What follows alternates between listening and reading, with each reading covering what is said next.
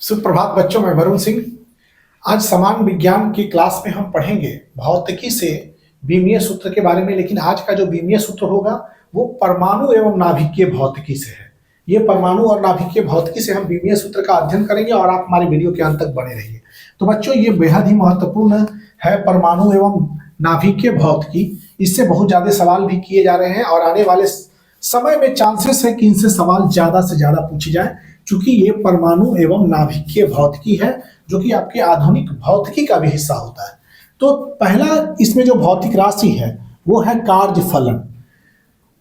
कार्यफलन अन्य भौतिक राशि से संबंध, कार्यफलन एक कार्य है, याद रखें। कार्यफलन एक कार्य है, जो कार्य की बीमा होगी वही कार्यफलन की बीमा होगी। तो इसकी बीमा, कार्य की बीमा आपको याद रखना है mL2T-2 और कार्य का SI मात्रक जूल। कार्य का SI मात्रक जूल हो गया और इसको संकेत में इस तरह से आप लिखते हैं, जूल और ये संकेत। दूसरा है प्लैंक स्थिरांक। प्लैंक स्थिरांक बराबर होगा ऊर्जा बटा आवृत्ति। ऊर्जा बटा आवृत्ति। तो ऊर्जा का बीमा क्या होता है, देखिए यहां पर mL2T-2। आवृत्ति का बीमा T इनवर्स होता है आवृत्ति का बीमा। और इसका हो जाएगा क्या, आपका विमीय सूत्र हो जाएगा mL2T-2 और ऊपर जाएगा तो +1 हो जाएगा। -2 और +1 -1 हो जाएगा। ये हो गया आपका प्लैंक स्थिरांक का बीमा। इसका मात्रक, चूंकि ऊपर ऊर्जा है तो ऊर्जा का मात्रक जूल, आवृत्ति का मात्रक सेकंड इनवर्स। देखिए ऊर्जा है तो इसका मात्रक हो गया जूल, आवृत्ति का हो गया सेकंड इनवर्स। तो हो जाएगा, ऊपर जाएगा सेकंड तो जूल सेकंड। तो इसका क्या हो जाएगा, जूल सेकंड। और या इसको लिख सकते हैं जूल सेकंड, ये इस तरह से। तो आवृत्ति प्लैंक स्थिरांक की बीमा हो गया जूल सेकंड। बच्चों, प्लैंक स्थिरांक के मान भी बहुत इंपॉर्टेंट है, जो अभी याद करेंगे तो बहुत काम का होगा। प्लैंक स्थिरांक का मान होता है, प्लैंक स्थिरांक का मान होता है 6.626 इंटू 10⁻⁻34 जूल सेकेंड। ये होता है प्लैंक स्थिरांक का मान, जो कि आप आधुनिक भौतिकी में, नाभिकीय भौतिकी में या परमाणुई भौतिकी में आपको बहुत ही आवश्यक होगा प्लैंक स्थिरांक का मान। और ये आने लायक प्रश्न में से एक है आपका, प्लैंक स्थिरांक का मान इतना होता है। तरंगदैर्घ्य। तरंगदैर्घ्य का अर्थ होता है तरंग की लंबाई। ये हो जाता है बच्चों तरंग की लंबाई। तरंग की लंबाई हो गया ये। तो तरंग की लंबाई मतलब लंबाई, तो इसका बीमा बिल्कुल लंबाई का बीमा होगा, मतलब L। मतलब यहां पर M क्या होगा, M0, L T0 तरंग। ये हो गया इसका बीमा। इसका मात्रक, लंबाई का मात्रक आप जानते हैं मीटर। ये हो गया मीटर। इसके बाद है फैराडे नियतांक, नहीं तरंग संख्या। तरंग संख्या बराबर क्या होता है, 1 बटा तरंगदैर्घ्य। तो बच्चों 1 बटा तरंगदैर्घ्य मतलब 1 बटा तरंग लंबाई। ये हो गया तरंग लंबाई, 1 बटा तरंग लंबाई। तो तरंग लंबाई की बीमा क्या हो गई, L। तो 1 बटा L करेंगे तो क्या हो जाएगा, L इनवर्स। मतलब M पर कोई घात नहीं है और ना ही T पर कोई घात, तो ये हो जाएगा। और लंबाई इनवर्स मतलब इसका मात्रक क्या हो जाएगा, मीटर इनवर्स। L का मात्रक मीटर, तो ये हो जाएगा मीटर इनवर्स। अब है फैराडे नियतांक। फैराडे नियतांक का अर्थ होता है एवोगाद्रो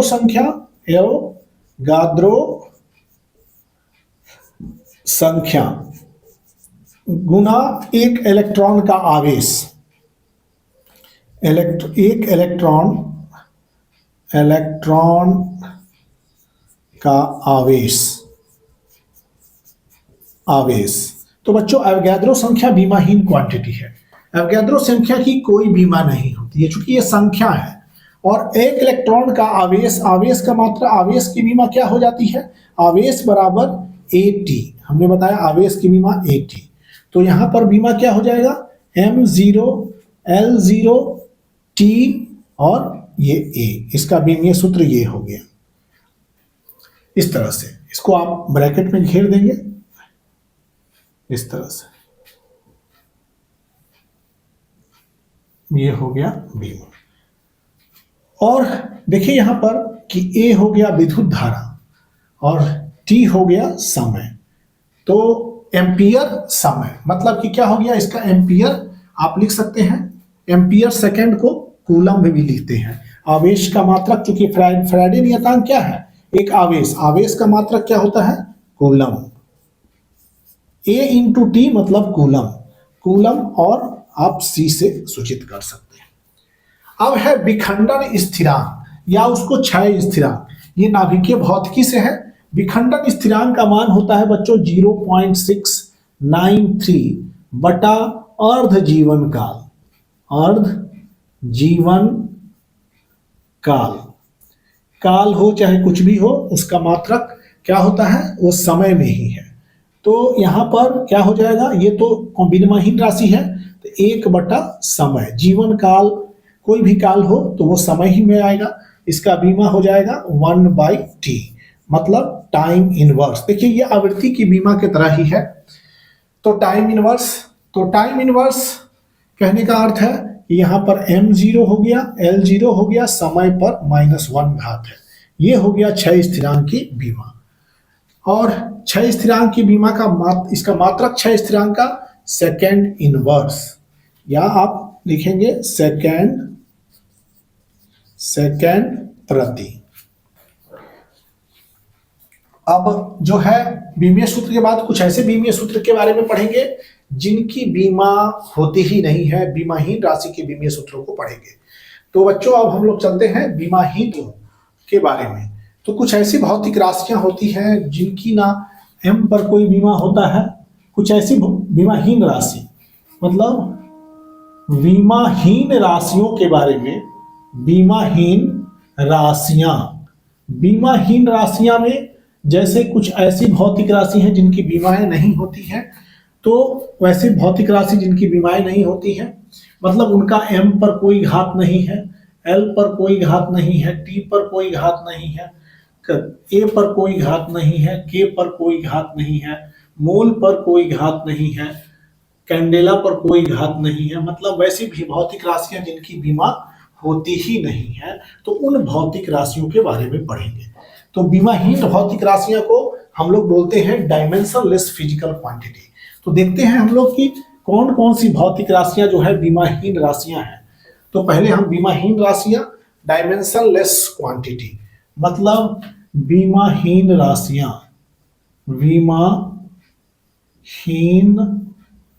राशियां, तो बच्चों बीमाहीन राशियां में जो है वो है आपका, उसको ध्यान पूर्वक देखेंगे, बराबर पूछे जाने लायक सवाल होता है। तो इधर लिख दिया बीमाहीन राशि। बीमाहीन राशि में पहला राशि है आवर्धन। देखिए आवर्धन क्षमता, ये बीमाहीन राशियां हैं। आवर्धन क्षमता, क्यू गुणक, एक ये विद्युतीय क्वांटिटी है, विद्युतीय राशि है, क्यू गुणक या क्यू फैक्टर, इसकी कोई बीमा नहीं होती है, क्यू फैक्टर। इसके बाद त्रिकोणमितीय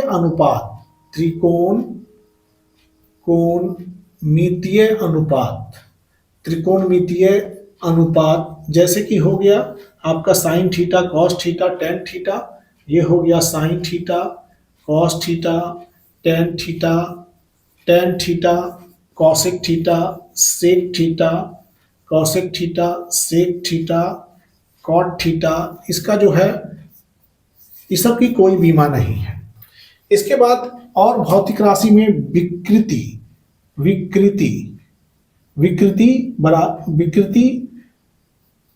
लंबाई में परिवर्तन बटा मूल लंबाई होता है विकृति का अर्थ। तो विकृति की कोई बीमा नहीं होती है, इसको इंग्लिश में स्ट्रेन कहते हैं। स्ट्रेन की कोई बीमा नहीं है। फिर आप देखेंगे अपवर्तनांक, रिफ्रैक्टिव इंडेक्स। अपवर्तनांक, अपवर्तनांक की कोई बीमा नहीं होती है। अपवर्तनांक होता है निर्वात में प्रकाश का चाल बटा में किसी माध्यम में प्रकाश का चाल को अपवर्तनांक कहते हैं। तो अपवर्तनांक की कोई बीमा नहीं होती है। फिर आपको जूल नियतांक, जूल नियतांक की आपको कोई बीमा नहीं होती है। जूल नियतांक, जूल्स कांस्टेंट, इसकी कोई बीमा नहीं होती है। जूल नियतांक की भी कोई बीमा नहीं है। कोण, ठोस कोण जो भी होगा, कोण, कोण मतलब एंगल, कोण ये हो गया एंगल, कोण की कोई बीमा नहीं है। ठोस कोण की कोई बीमा नहीं है।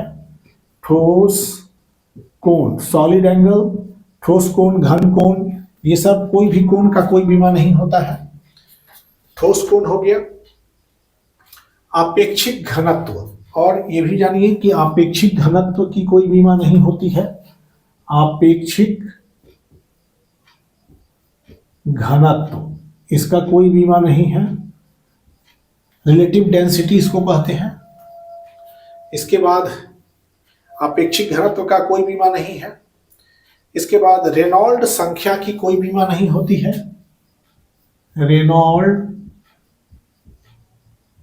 रेनॉल्ड संख्या, इसकी कोई बीमा नहीं होती। तो बच्चों ये सब वैसे राशियां हैं जिनकी कोई बीमा नहीं होती है। तो इसे आप ध्यानपूर्वक पढ़ लेंगे कि कौन कौन सी राशियां जो है आपको बीमाहीन राशियां में आती हैं। तो पहला हो गया आपेक्षिक घनत्व। देखिए आपेक्षिक घनत्व का कोई बीमा नहीं है। आपेक्षिक घनत्व, इसकी कोई बीमा नहीं है। दूसरा है क्यू गुणक, क्यू फैक्टर कहते हैं, इसका कोई बीमा नहीं है। रेनॉल्ड संख्या की कोई बीमा नहीं है। रेनॉल्ड संख्या, इसकी कोई बीमा नहीं है। रेनॉल्ड संख्या के बाद है आवर्धन क्षमता की कोई बीमा नहीं है। आवर्धन क्षमता, इसकी कोई बीमा नहीं होती है। इसके बाद फिफ्थ हो गया त्रिकोणमितीय अनुपात की कोई बीमा नहीं है। त्रिकोणमितीय अनुपात, इस अनुपात का कोई बीमा नहीं है। इसके बाद हो गया विकृति की कोई बीमा नहीं होती है। विकृति, विकृति का बच्चों कोई बीमा नहीं है। इसके बाद है आपका सेवेंथ अपवर्तनांक, जिसको रिफ्रैक्टिव इंडेक्स भी कहते हैं। अपवर्तनांक, अपवर्तनांक की कोई बीमा नहीं है। फिर आपका जो है आ गया जूल नियतांक। जूल नियतांक की कोई बीमा नहीं है। जूल नियतांक, जूल नियतांक की कोई बीमा नहीं होती है। नाइन्थ कोण की कोई बीमा नहीं होती है। किसी भी कोण, कोई भी तरह का कोण हो उसकी बीमा नहीं होती है। टेंथ ठोस कोण की कोई बीमा नहीं होती है। ठोस कोण की कोई बीमा नहीं होती। कोण बराबर चाप बटा त्रिज्या हो जाता है। चाप और त्रिज्या दोनों का एक ही बीमा होता है, इसलिए कट जाता है। उसी तरह से ठोस कोण की कोई बीमा नहीं है। तो ये जितने भी भौतिक राशियां आपको बताए गए हैं वो वैसी भौतिक राशियां हैं जिसकी कोई बीमा नहीं होती है। तो बच्चों एक और है, ये सभी के सभी राशि जो है बीमाहीन राशि के तहत आते हैं। तो हमने ऐसे 10 बीमाहीन राशियों के नाम लिए। आपेक्षिक घनत्व, क्यू गुणक, रेनॉल्ड संख्या, आवर्धन क्षमता, त्रिकोणमितीय अनुपात, विकृति, अपवर्तनांक, जूल नियतांक, कोण, ठोस कोण। ये ऐसे भौतिक राशियां हैं जिनकी बीमाएं नहीं मिलेंगी आपको। और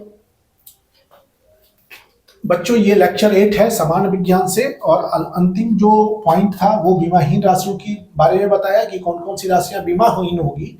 और ये बीमाहीन राशियां भी बहुत इंपॉर्टेंट है। कभी कभी इनसे सवाल जो होते हैं वो आपके सभी कंपटीशन में, एसएससी, सीजीएल वगैरह में, इसमें और एनडीए वगैरह की परीक्षाओं में भी इसमें सवाल पूछे जाते हैं। तो ध्यानपूर्वक इन सभी राशियों को आप याद रखेंगे कि ये वो भौतिक राशियां हैं जिनकी अपनी बीमा, जिनकी बीमाएं नहीं होती हैं। और बच्चों ये लेक्चर 8 यही समाप्त कर रहे हैं। अगले लेक्चर में फिर मिलेंगे कुछ नए टॉपिक के साथ और नई बीमाओं के साथ। तब तक आप सबको धन्यवाद वीडियो देखने के लिए। हमारे चैनल को लाइक करें, शेयर करें और सब्सक्राइब करें।